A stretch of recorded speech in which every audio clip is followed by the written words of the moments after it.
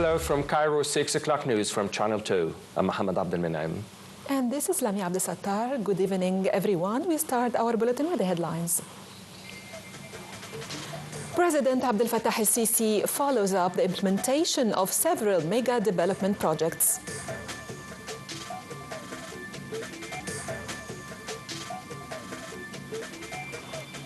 Twenty people were killed in Israeli strikes in Gaza on 400th day of aggression.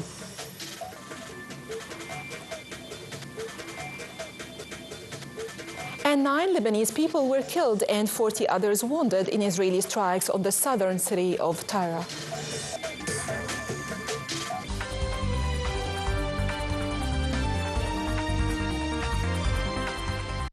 President Abdel Fattah el-Sisi on Saturday was briefed on updates of the implementation of several mega development projects as part of state efforts to increase economic productivity and growth and improve living standards in cooperation with the private sector. At a meeting with Prime Minister Mustafa Madbouli, attended by Deputy Prime Minister for Industrial Development, as well as Ministers of Irrigation and Agriculture, the President asserted that work is intensified to complete development projects, notably at the Al Wadi Al Jadid Governorate. Presidential spokesman Ambassador Ahmed Fahmy said the President followed up particular projects, including health ministry projects in Al Wadi Al Jadid, remote area, as well as Decent Life Initiative, as well as land reclamation and cultivation projects in coordination with Egypt's future agency. At another meeting, President Abdel Fattah el-Sisi on Saturday reviewed upgrades to the overall civil aviation sector. The meeting was joined by Prime Minister Dr. Mustafa Madbouli as well as Civil Aviation Minister Sameh Al-Hifni. The President probed ongoing works to develop airports infrastructure to enhance their passenger services and to increase their capacities. The meeting also discussed means of increasing private sector share in administering and operating airports. The sector's upgrades are meant to cope with rising tourist arrivals. Prime Minister Mustafa Madbouli followed up on a number of files in the Qahliya Governorate with Governor Major General Tariq Marzouk. During the meeting, the governor reviewed the files, starting with technological centers for serving citizens. The Prime Minister gave directives for wrapping up reconciliation file and prices control. The governor also reviewed the presidential initiative Decent Life in the Governorate, saying that 98% of the first phase projects were implemented that targeted 26 villages with a cost of £11 billion. Preparations for the second phase also are being finished.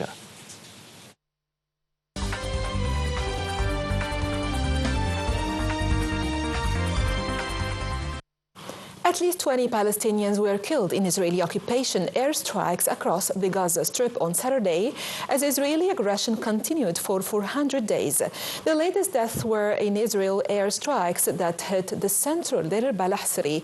The Health Ministry said at least 43,552 people have been killed in 13 months of aggression, including 44 people in the previous 24 hours. Details follow. 16 Palestinians were killed in Israeli occupation airstrikes on Gaza and Khan Yunis cities.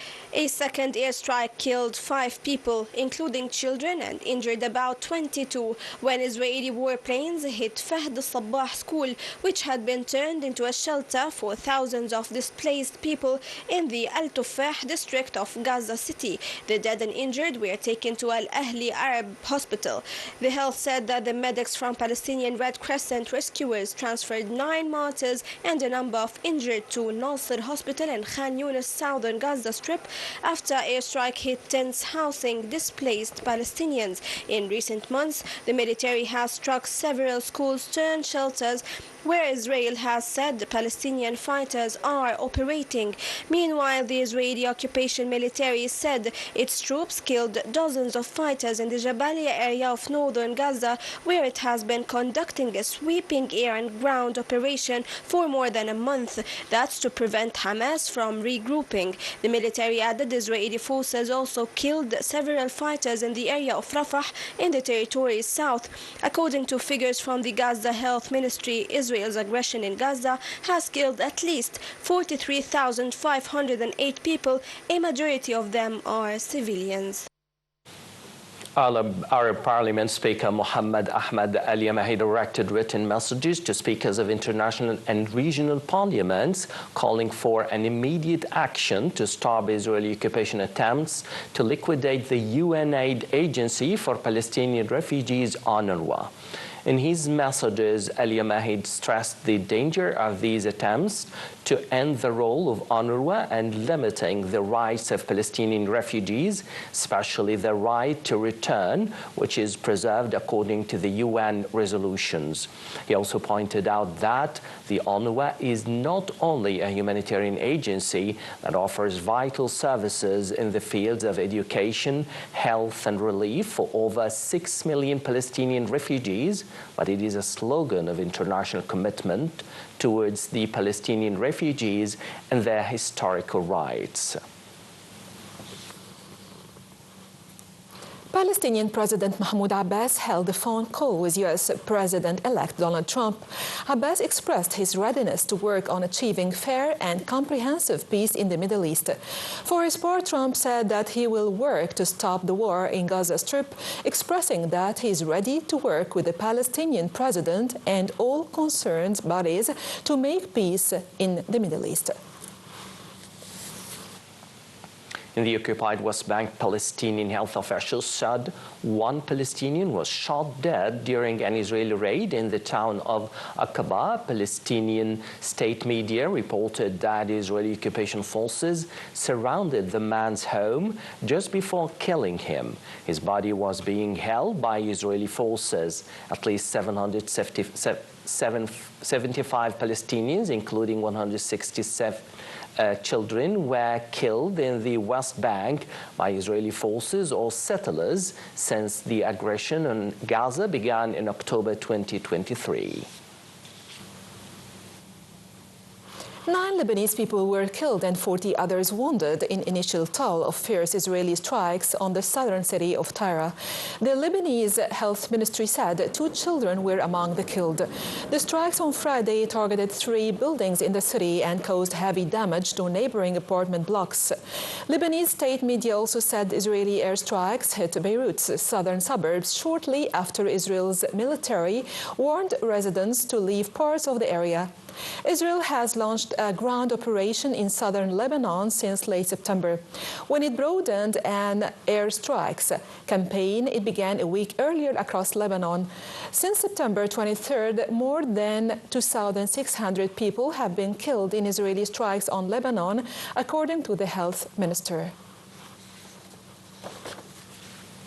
Iranian Foreign Minister Abbas Araghchi on Saturday warned that the wars in Gaza and Lebanon could spill over beyond the Middle East.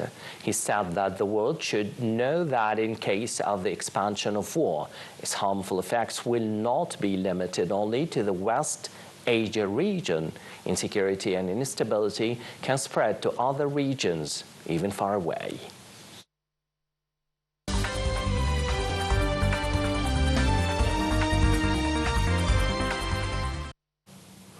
One person died and 13 people were wounded by a Russian drone in a residential area in the Ukrainian port city of Odessa overnight. Odessa regional governor said high-rise residential buildings, private houses and warehouses were damaged by the fall of a drone. He didn't specify whether the drone had been shot down by air defenses. A further 32 Russian drones were shot down over 10 Ukrainian regions, while 18 were lost. A Russian aerial bomb struck a busy highway overnight in the northeastern Kharkiv province. No casualties were reported.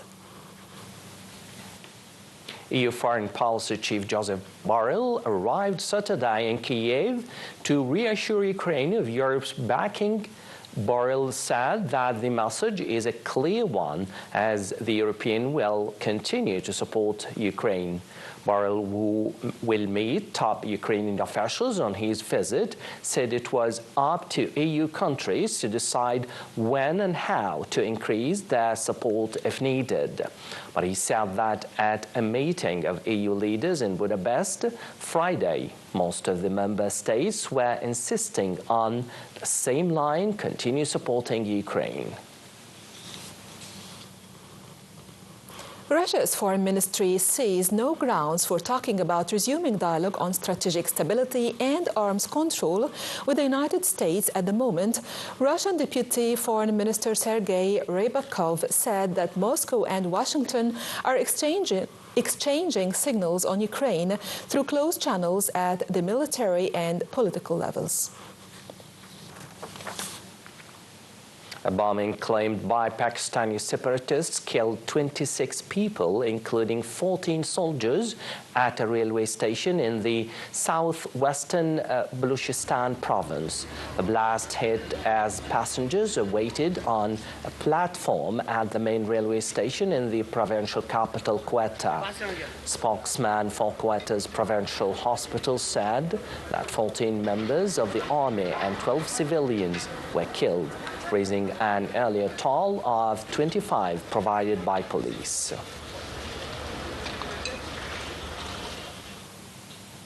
South Korea's military said on Saturday that North Korea staged GPS interference on Friday and Saturday, affecting the operations of ships and private aircraft. South Korea's Joint Chiefs of Staff advised ships and aircraft operating in the West Sea area to be cautious of North Korea's GPS signal jamming. The JCS urged North Korea to immediately halt the latest provocation and warned it will be held accountable for its actions. Tensions between the Koreas have rekindled since the North began flying balloons carrying trash into the South in late May, prompting the South to restart loudspeaker propaganda broadcasts.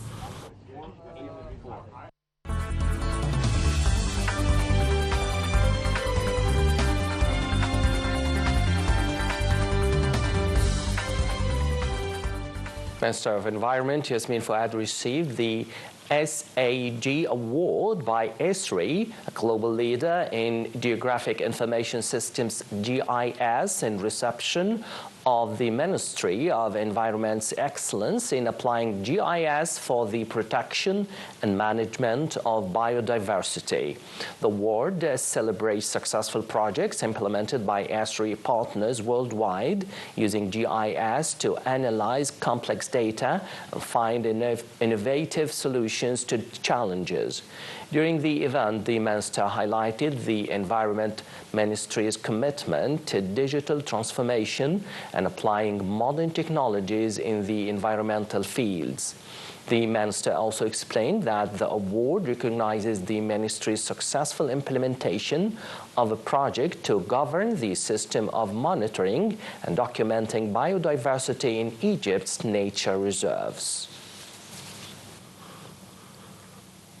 Credit ratings agency Fitch raised its outlook on Spain to positive from stable, citing improving structural factors that are likely to bolster the country's GDP growth potential and resilience against external shocks. The agency said that positive labor market trends boosted by strong net migration and reform improved competitiveness and the absence of macro-financial imbalances underpin Fitch's assessment that Spain will continue outperforming its Eurozone peers over our forecast horizon.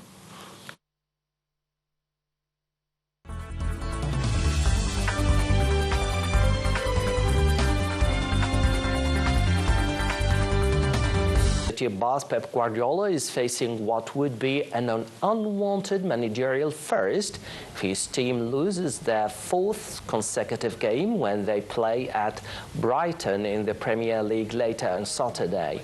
City were eliminated from the League Cup in a loss to Tottenham Hotspur, suffered a shock 2-1 league loss at Bournemouth, and were then thrashed 4-1 in the Champions League on Tuesday by Portuguese side Sporting, coached by future Manchester United manager Ruben Amorim.